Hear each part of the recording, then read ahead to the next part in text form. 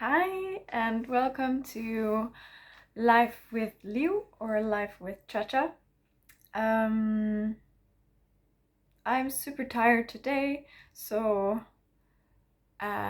yeah, it might not be the best day to make a video, but I really want to continue on this journey. I want to move on with the videos and I want to move on inside the program. So here it goes.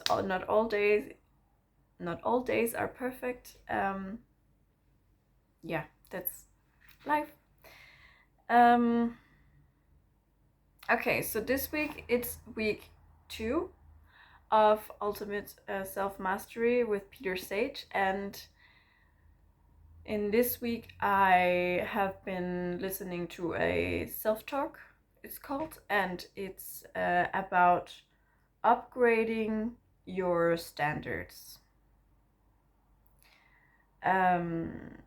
So instead of talking about what I wrote down while listening to it, I'm gonna do this worksheet. There's a worksheet that comes along with it, which has 21 different questions and 22, and I answered all of them. And the first question was something about what is the key element in raising your standards? And I wrote down stretching out of your comfort zone. So Peter, he talks about how when you want to raise your standards, you have to step out of yourself, you have to step out of your comfort zone. And eventually this new place where you're stepping out becomes your comfort zone. And so you raised your comfort zone, you raised your standard, and then you can take the next step outside of your comfort zone, and eventually this becomes part of your comfort zone. So if you see it like that, it really makes sense that slowly your comfort zone is growing and you're raising your standards. Yeah.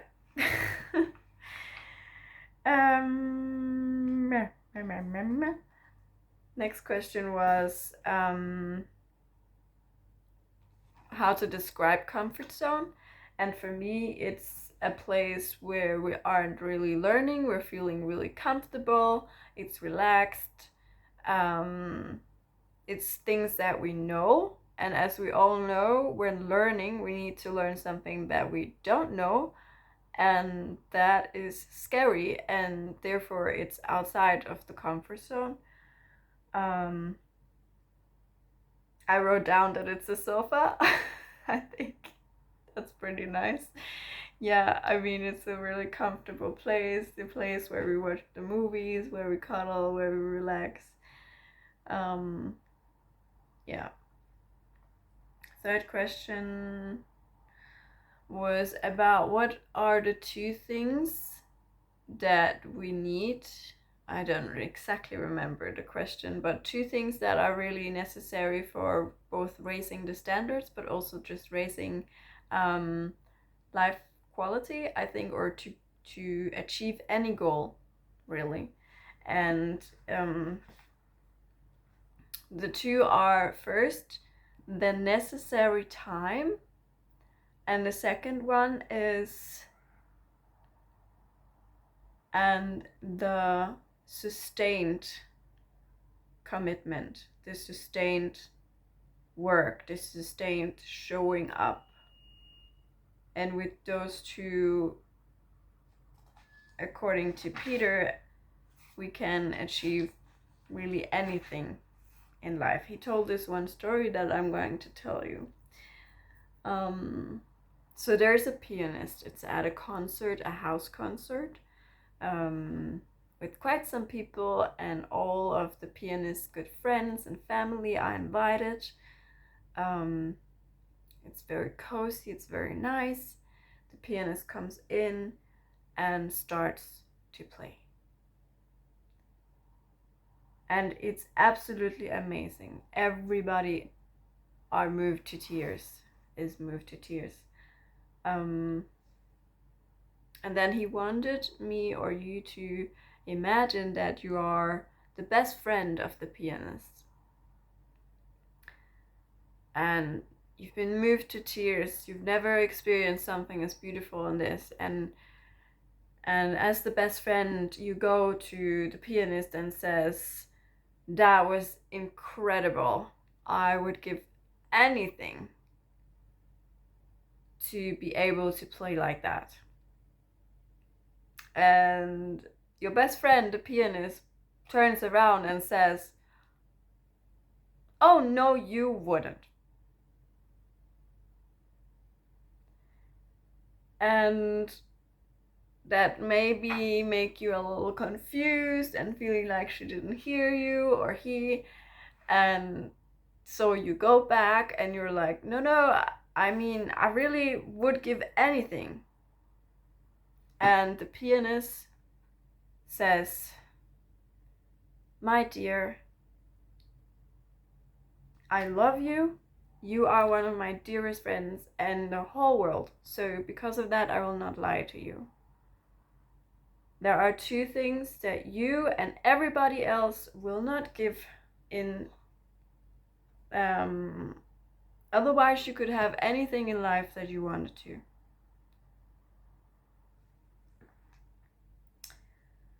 And she asks, or he asks, "Would you care to know what they are?" And you answer, "Well, yes, of course."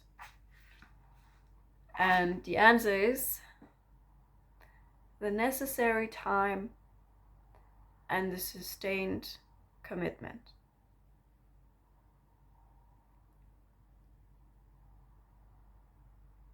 I wonder if you can relate to this.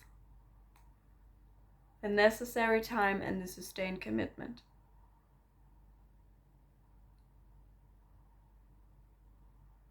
If you can relate, please add a comment. I would love to hear.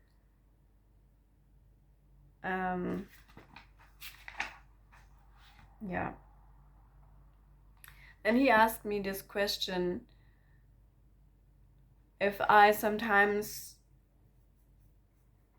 I don't agree with someone of my friends or people who are dear to me, do I then tell them my opinion or do I keep the peace? Was the question. And I answered, it depends on the person. With some, I keep the peace. For example, if I feel they really aren't ready to hear such a thing, or if I feel more neutral about the topic, then I don't mind agreeing with this person, even if I'm not sure what I think about it yet. But with my closest friends, and when I feel there is space to grow, I say my opinion. The question is just how I deliver this opinion to people. I think it's a good question to ask yourself. And I would say that most of the time I dare to say my opinion, but also with some people, if you don't know them so well, or if you really feel like that's an area where they are in a different part of the mountain and they might still be stuck in a lot of judgment, I might not raise my voice and not feel the need to, because I don't think this the space between us or the relationship is ready for it yet. And hopefully it will be at some point.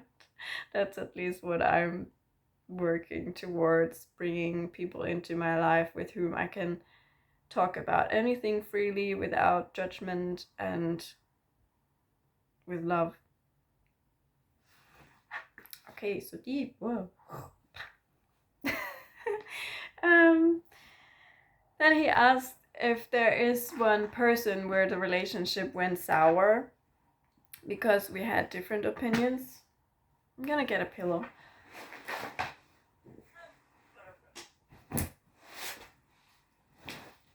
because we had different opinions about something,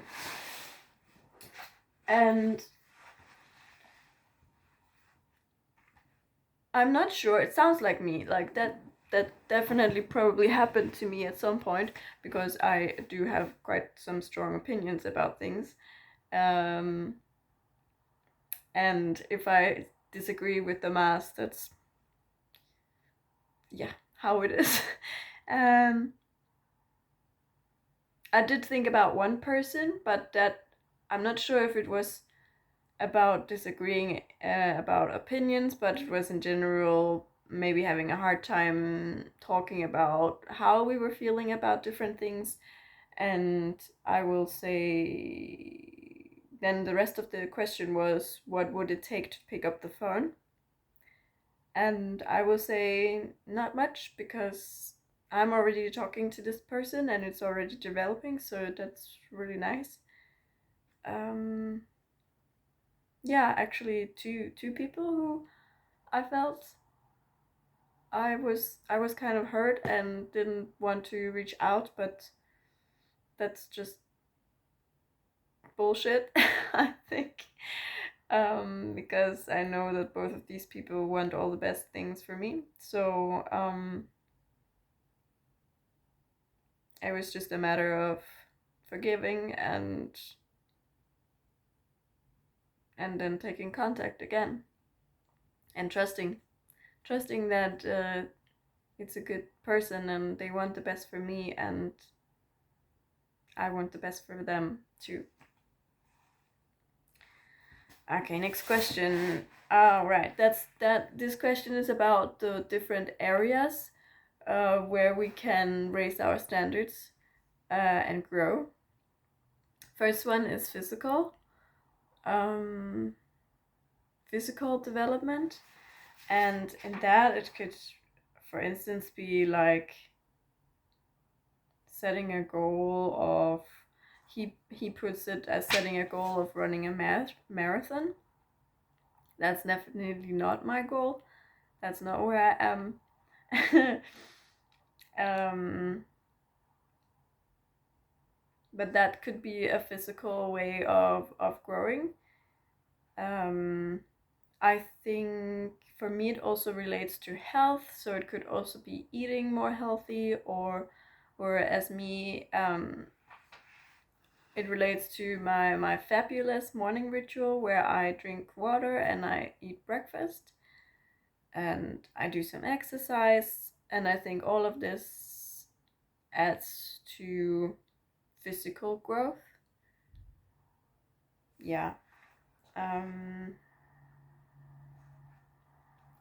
Then there's the next one, which is mental development. And he says that a lot of people think, when they think about mental development, they think about education, learning something, sitting down, reading a book, learning a topic of a sort. And that's, of course, really valuable too. But what he points out is that with the mental development, he means, for instance, doing concentration exercises, or like practicing sustained thinking. And he says that that's one of the hardest things to learn.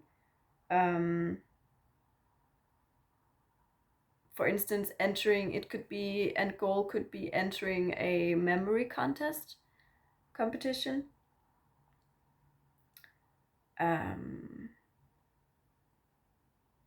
I think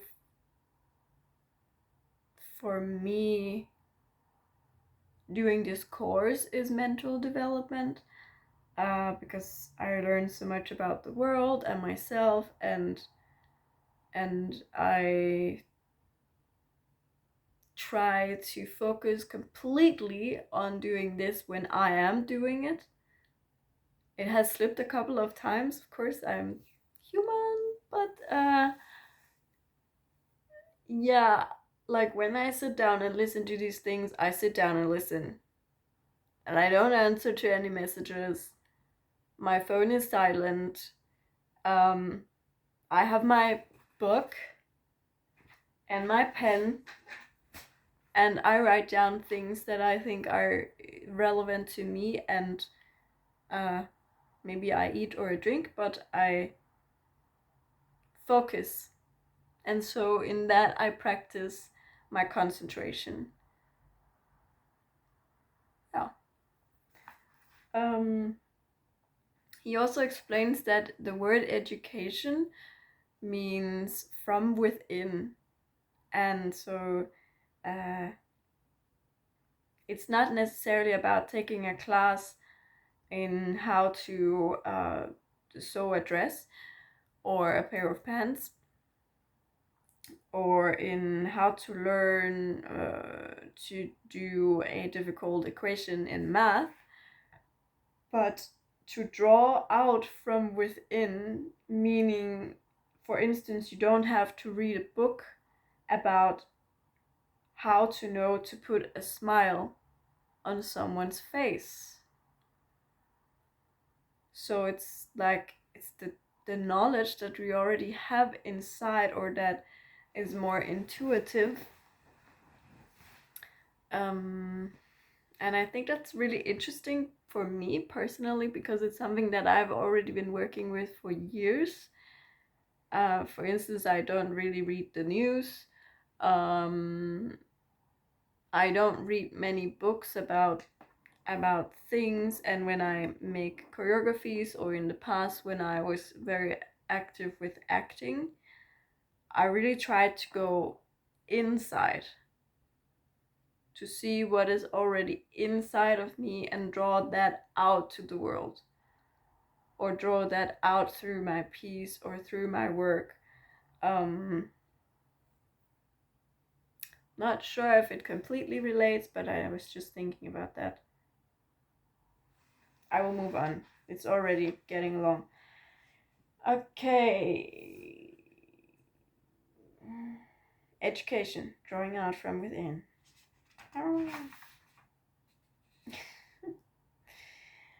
Mental, that was okay. And then there's emotional development. In that, he talks about 3 stages. He also asked that question later. I will take it right now. That's question 10. It's 3 stages are, first one is egocentric. We are born as egoists. We have to be, to in order to survive, like to make sure that we get food, that we get drink, that someone loves us. It's key to our survival. So we all are very egoistic, very egocentric when we are born. Then the next step is ethnocentric, and or according to Peter, that's the next step, which is when you start seeing people around you also mattering. It's family, near friends. It's like you would actually do something for them without expecting something in return. That's the thing. I think we tend to really expect to get something back, which is kind of egoistic. And I am practicing myself to give without expecting things back. It is really difficult. But I also, it's like if I give something to someone, for instance, a massage, and they didn't ask for it, but I am expecting to have a massage back, that's unfair because I am giving it. They haven't signed up to give something back. It was my choice. Or it was my choice to pay for dinner. That doesn't mean that they have to pay for dinner another time. It was my choice. It's something I give, and to give is unconditional. Or that's where I would want to go with it, at least, that I can give something to someone and I give it freely, with no restraints, out of love, out of the simple, I want to give this. And I think we often have expectations, or I at least also do, especially with money. Like if I give some kind of money, then I expect that they also give something at some point. And then the other day I was so surprised. I went out um, with someone dear to me, and I paid for dinner.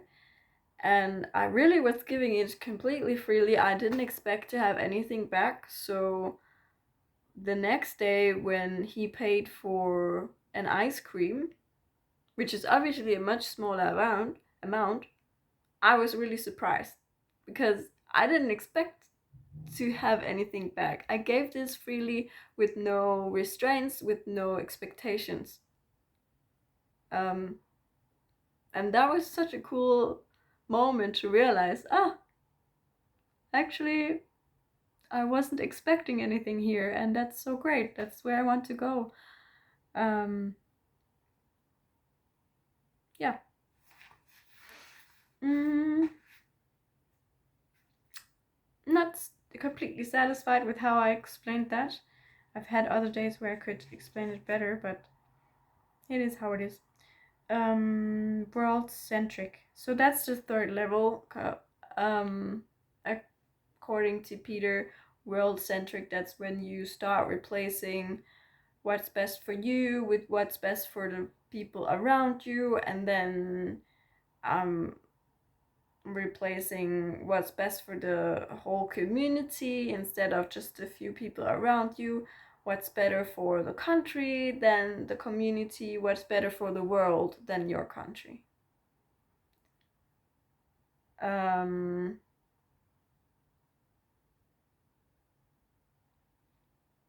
and it is, to me, feels like it's starting to work for the greater good of the entire world, of the entire human being, of the universe, of the animals, everything. Um, which is quite a lot, and I think you can easily mix it with you should be a pleaser. You should. Um, didn't I write this down? Mm, nope, I didn't. Okay. But I feel it inside of me that there is a part of me that hears this and goes like, oh, so I'm allowed to put other people in front of myself. I'm allowed to just please and please and please until I'm completely depleted from energy and anything. And that's not how it's supposed to be understood, I think. It's supposed to be like you stretch yourself, you stretch your own goals, you develop yourself physically, mentally, emotionally, and spiritually, and that gives you a happy life, and from there you are able to also give to the world. Also because maybe it makes you even happy, like to also spend your energy on how to um, develop the greater good. Yeah. Okay, so that's the emotional. Then comes the spiritual. What did he say about that? He said something like um, that it's really important to have some kind of spiritual feeling or support, because if we don't feel like we have a purpose, if we don't feel like there's a meaning, then inspiration gets really hard. Um, then what's the point? So yeah. I know that he grows himself spiritually by reading books, for instance, reading books on spirituality, or like how to self something, how to develop how to get a peace of mind or whatever, different books, and also meditation. Maybe getting some kind of connection to a higher power, to nature, to God, if that's what people believe in. Can be anything, he says. It's just this thing that gives meaning. Yeah. Mm-hmm. Okay.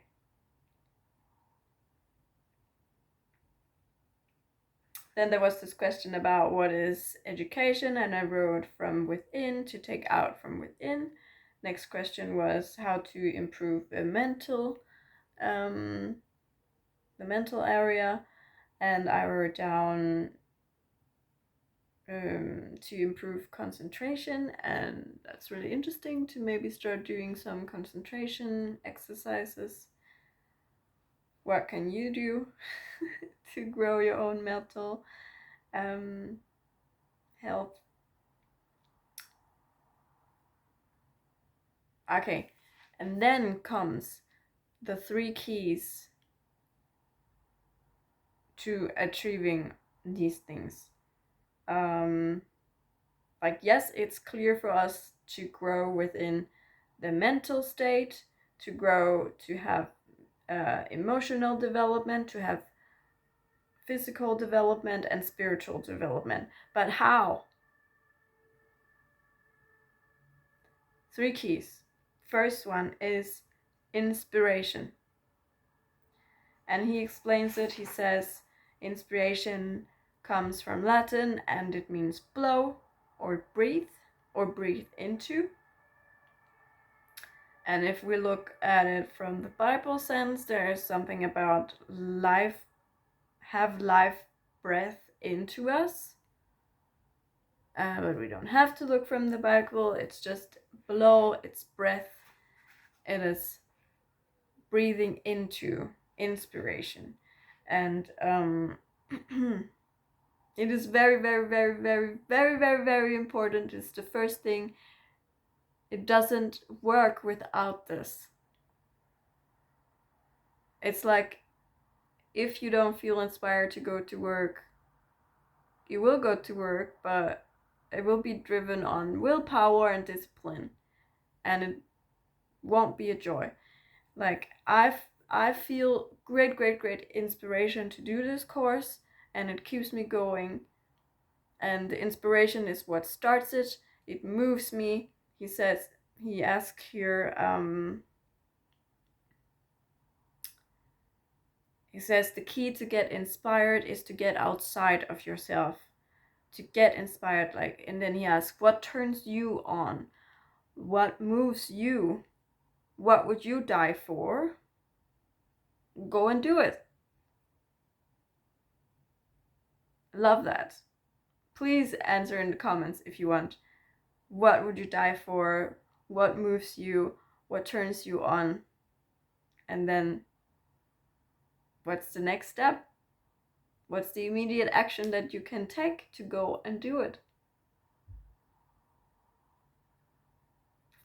Okay, so also he says that we are not born inspired, but everyone has the potential to be inspired.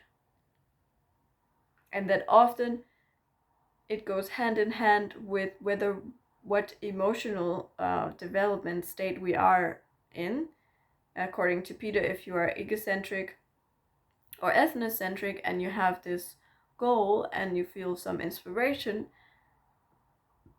towards this goal, it has a limit. It's like, yeah, I feel this inspiration, but only until it doesn't serve me anymore, or only until someone I really care about tells me it's a bad idea.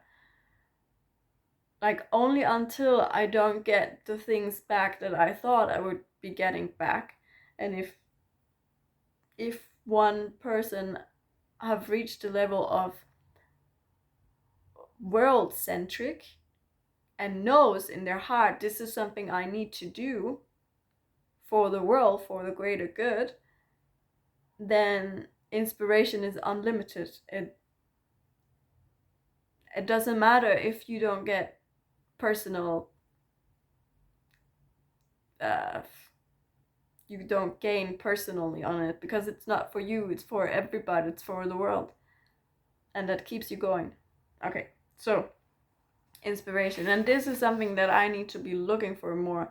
Go out of myself, find where is it that I feel inspired, and then do it.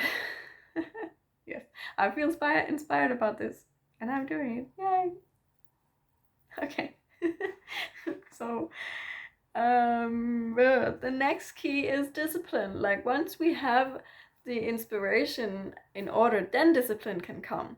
Because with the discipline, like, the inspiration is the start and it's the motor and it's the fuel, but the discipline keeps us going. The discipline is the thing that makes me right now sit here and make this video, even though I'm tired and I would rather sleep. It is what makes me put my earphones on when I take the train and listen to the Week to You for the second time. Yeah, it's when you drag yourself out of bed, but because the inspiration is there first, the discipline is much easier. Like, if we only have discipline, like when I sometimes only have discipline, then it turns into willpower and it gets this struggling, heavy thing that I have to do. And eventually the willpower stops being there. Willpower is limited. Without inspiration, it doesn't work. So, get inspired. Okay, third key. There are only 3, and the third key.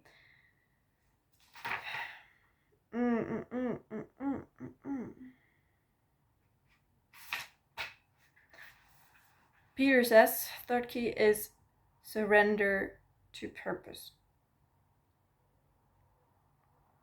And then he said, surrender is one of the strongest words in the dictionary. And I'm not sure I really understood that, but I think I have a deeper meaning about it now.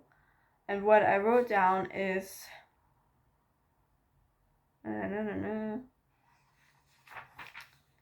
where is that? I wrote down why surrender is one of the most powerful words in the English dictionary. I wrote down because it changes your mindset. Struggling becomes very little, at least to struggle with ourselves. Because once we have surrendered to purpose or to this thing that inspires us, then there's no question anymore. Should I get up and do it? Yes, you should. Is it the right choice? Yes, it is. You felt inspired, you really feel inspired, and you can feel that it's the right thing to do. So, do. Yay. And this struggle with, is that what I should spend my life on? Is this what I should be doing? But also this person told me it was a bad idea. I don't know. But once you surrender, this is what I'm supposed to do. This is my purpose. Okay. Fine. Good. Then I will go do it. Yeah. And he said, surrender to your outcome. It moves the mental attitude from struggle and fighting to it's just something that is what it is. Surrender to your higher purpose. I know it sounds a little woo,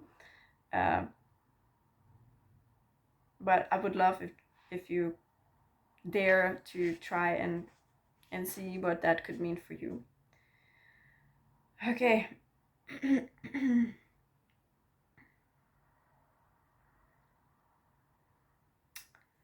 Then he asked what kind of people exist in inspired and non-inspired, And what's the ratio? Something like 20-1 is his opinion. That there are 20 non-inspired people every time you find one inspired one. And why is it that non-inspired people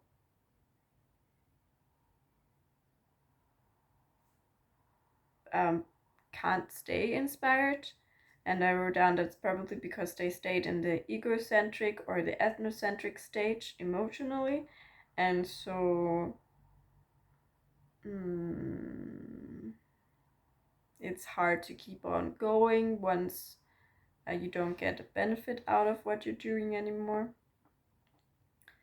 Or immediate satisfaction.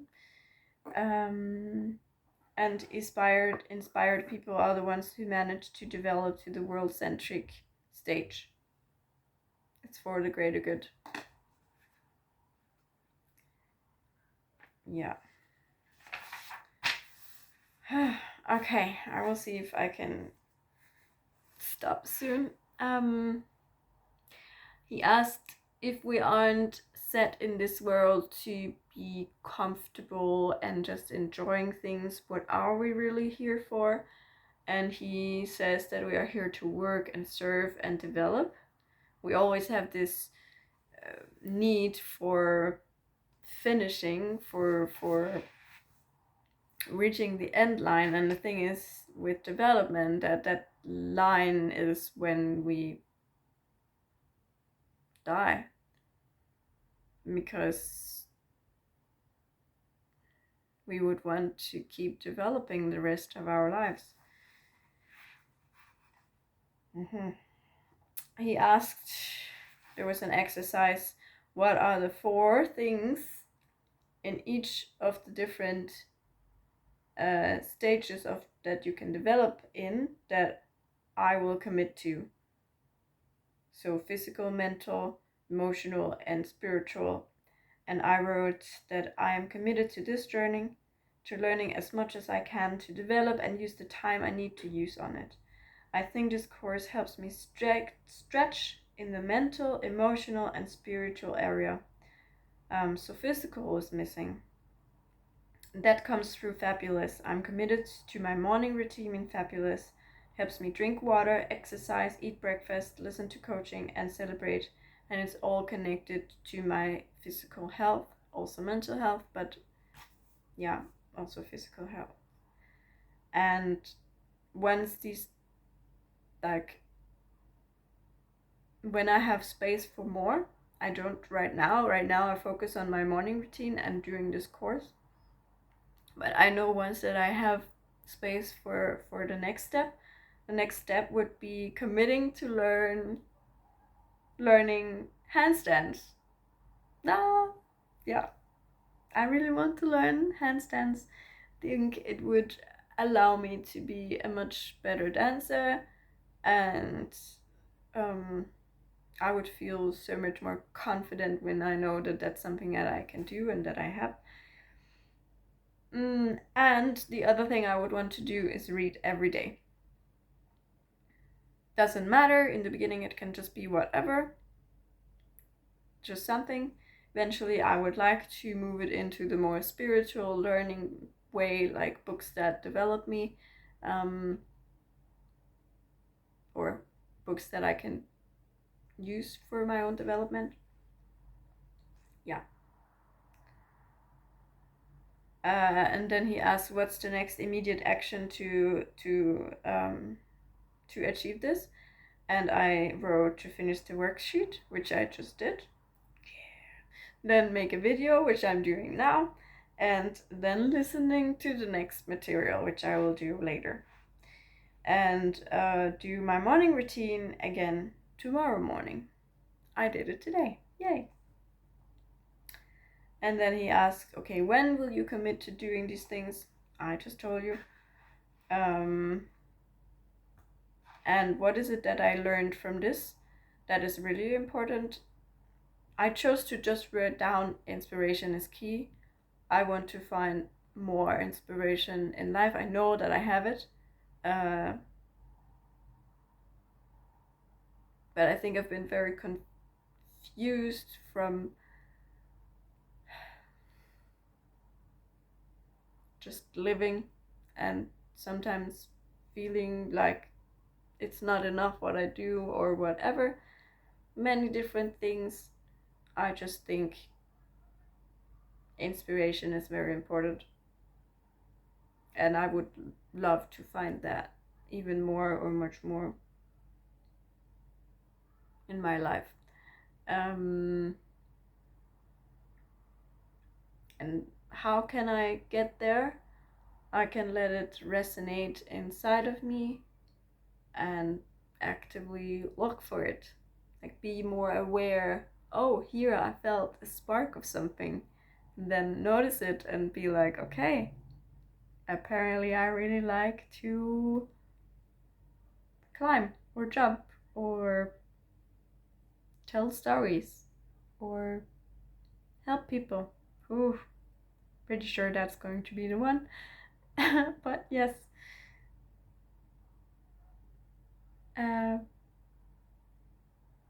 yeah, get inspired. I think that's the thing.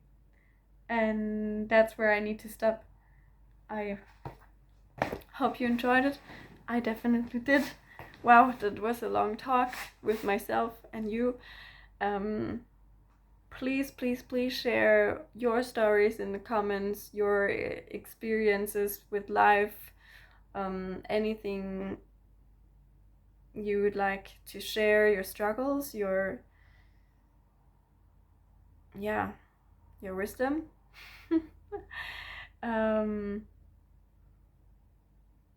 love you all. Have a wonderful week and a great day. Get inspired.